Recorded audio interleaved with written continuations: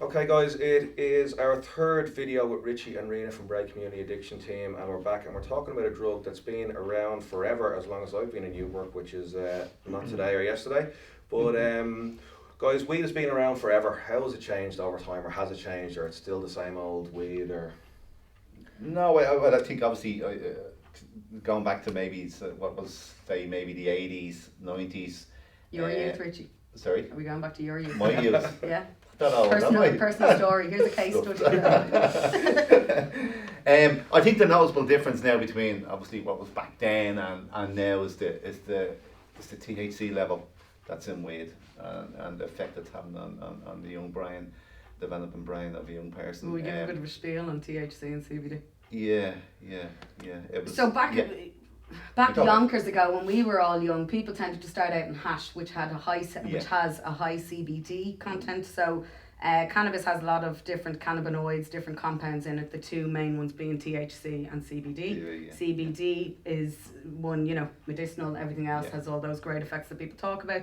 THC is the more psychoactive component or compound that has the high. Yeah. So things like hash and resin and stuff would be very high in CBD, that kind of mellow, stone, pain-killing relief and all of that. THC has the high, so the giddy, the feeling great, the euphoria, everything else everyone talks about, talkative and all of that. CBD, not as strong as counteracts, but they kind of do a dance with themselves, do you know? Yeah. So weed, but even back yonkers when we were young, weed back then, the CBD would have been kind of chasing up the THC. Yeah. So we would have had more THC, but nowadays THC is outrunning that. So it's very hard for us to know because we don't know what plants are getting bred with which plants. We don't know how they're being fertilized. As much as the lads, do say, no, I ordered this from wherever and I know that it's this and I know what strain it is. And they're teaching me all the time about strains. It's amazing what the lads can teach you.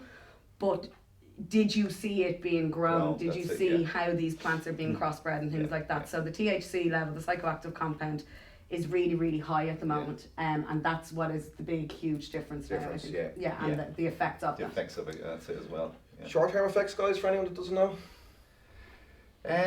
Short-term effects. A high. So if you want to explain that, well, it does. I think it. Motivation.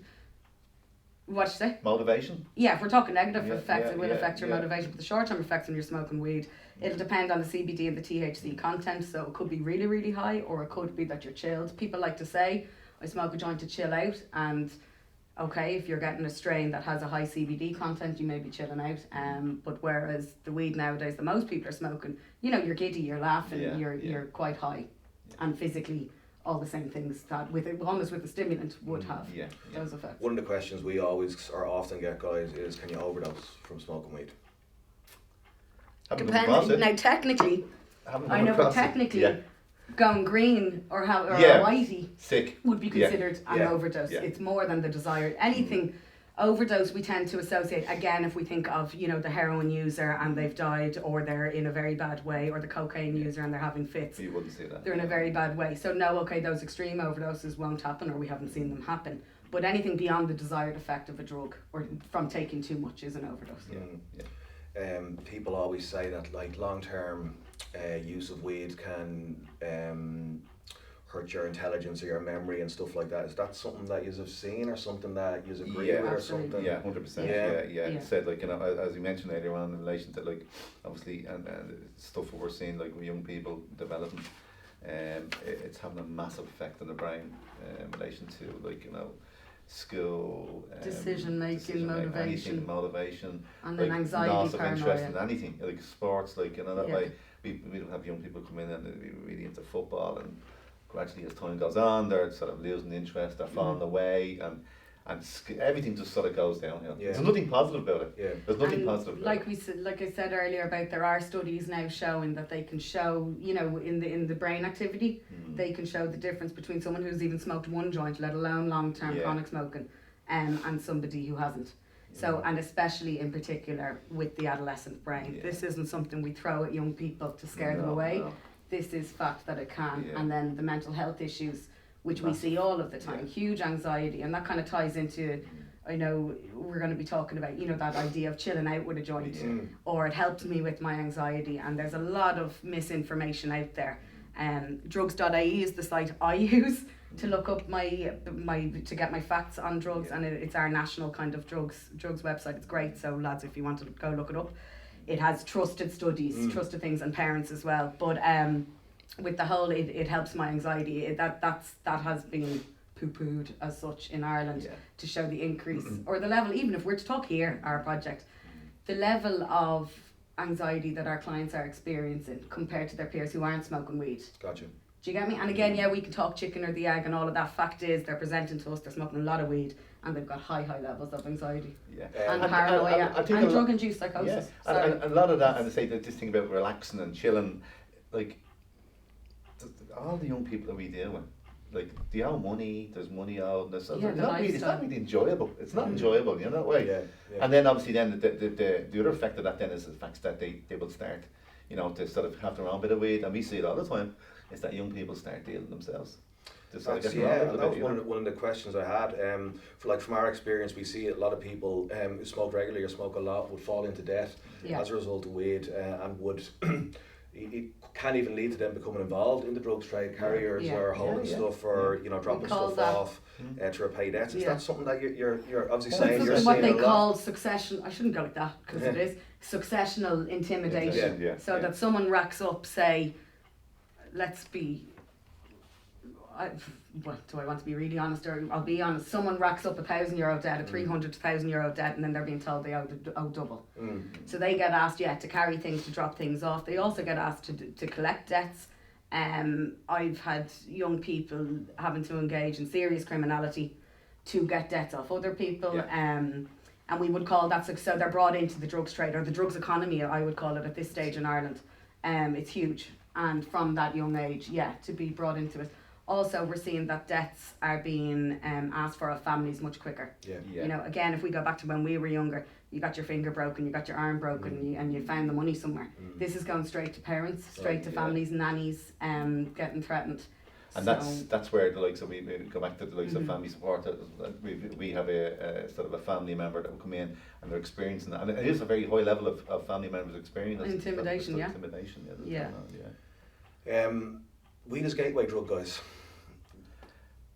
Now I hate that term. But I definitely it has to have some sort of effect to lead on to, like, as I said, like, we did talk about cocaine earlier on, and we are seeing like a lot of young people starting off with cocaine, but it has to, like, it sort of opens opens the world to sort of a drug, that way, to drugs as such, Like I say majority of people, like, over the last couple of years, going back from years ago, the first drug would have been the likes of weed. Like, most people, we capture that first drug used on when we any client, adult or young drug using client, and majority of them it is weed, and it's not cannabis hash anymore. Now the clients we're seeing, it's weed was the first drug, so we can't deny it. And it's so addictive from the off, isn't and it? Really, with the THC levels, if they're starting on weed, which majority are, it's the most accessible like that. Almost the cocaine coming up a close second, but it's so accessible, so it's there, it's normalised.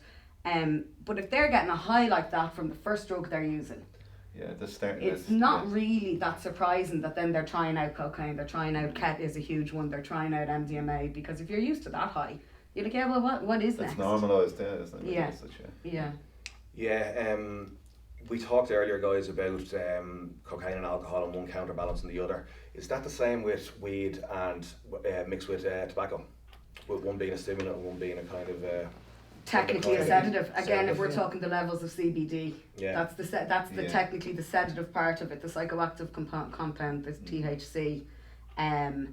No, not so much. But again, with the nicotine, to be saying and people are guilty of that. I'm stressed out, I need a cigarette.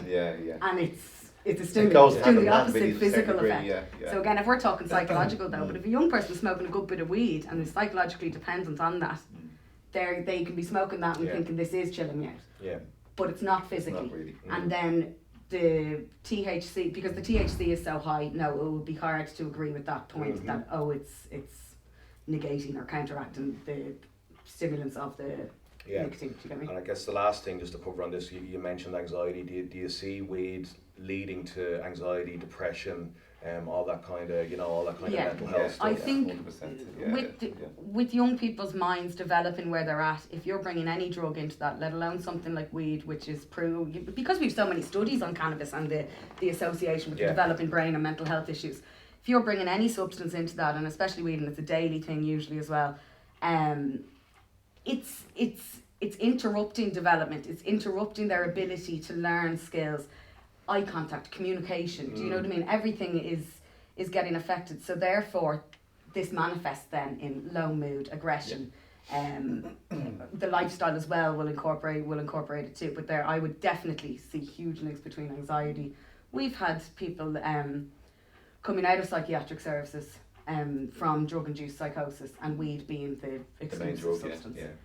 We can't deny it. So while I have a young person sitting in front of me, I'm not there to tell them they're wrong, and when they're defending their weed use, that's not our job to argue that. But I will absolutely, out of care for them, provide them with the right information as well, especially in relation to anxiety, paranoia, depression, and psychosis. And that's what we're doing on these videos, guys. We're trying to get the right information out there. So that is weed covered. Thanks for tuning in. Thanks to Richie and Rena from BCAT again. Do you want to give your contact details, guys? Or? Absolutely. So you can ring the landline, which is 0127 64692, or you can give me a buzz on my mobile, which is 087 606 8595. And then Richie's. Yeah, you can get me by email or winter@bcat.ie, or you can get me on the landlines 2764692. Awesome. Thanks, guys. That's weed covered, and tune in. We'll be back soon, and our next topic is MDMA. Thanks, guys. Cool.